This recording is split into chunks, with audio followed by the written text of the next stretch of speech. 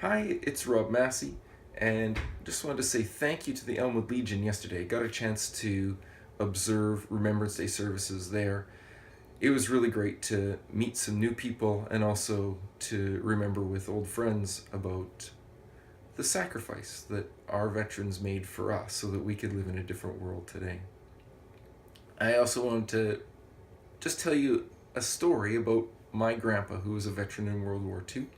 He was a mechanic, made airplanes here in Canada to ship over for the war effort.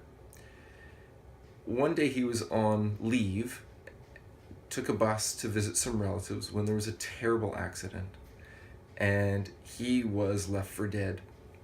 One of my relatives was nearby, so they actually went to the scene, found my grandpa, found that he was not dead, alerted the medical professionals, and they put him on a stretcher and took him to the hospital. He'd broken his back, and so they put him in a body cast where he remained for 3 months. Now, many of us, if we were put in that situation, would probably despair, resign ourselves to a life in a wheelchair or worse. But not my grandpa.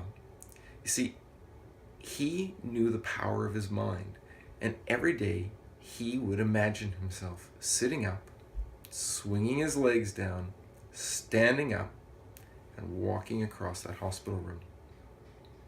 Every day he would do that. Every day for 3 months, he would imagine himself sitting up, standing up, and walking across that hospital room.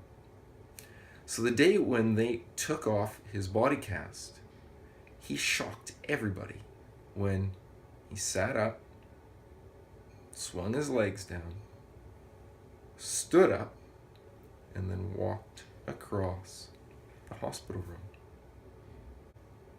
But that wasn't the end of the story, because then he had to exercise perseverance. Because now he was living with back pain for the rest of his life. In fact, when he was discharged from the army and returned back home to the family farm in Vegreville, Alberta, he had to remove the seat in his tractor, strap up the body cast onto his back, and stand up to work his fields. Eventually, he retired from that work and became a hospital administrator, persevering all the way through.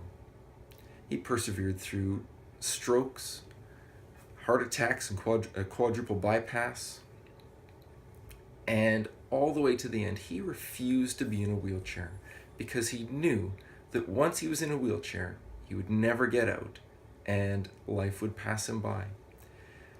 So I just want to say thank you to my grandpa, who taught me the power of the mind, but also the power of perseverance. Also wanted to say thank you to the other veterans in my life, to Alan and to Donald, to my Uncle Dennis, and of course to my grandma, who also served in the Second World War. Thanks so much, everybody.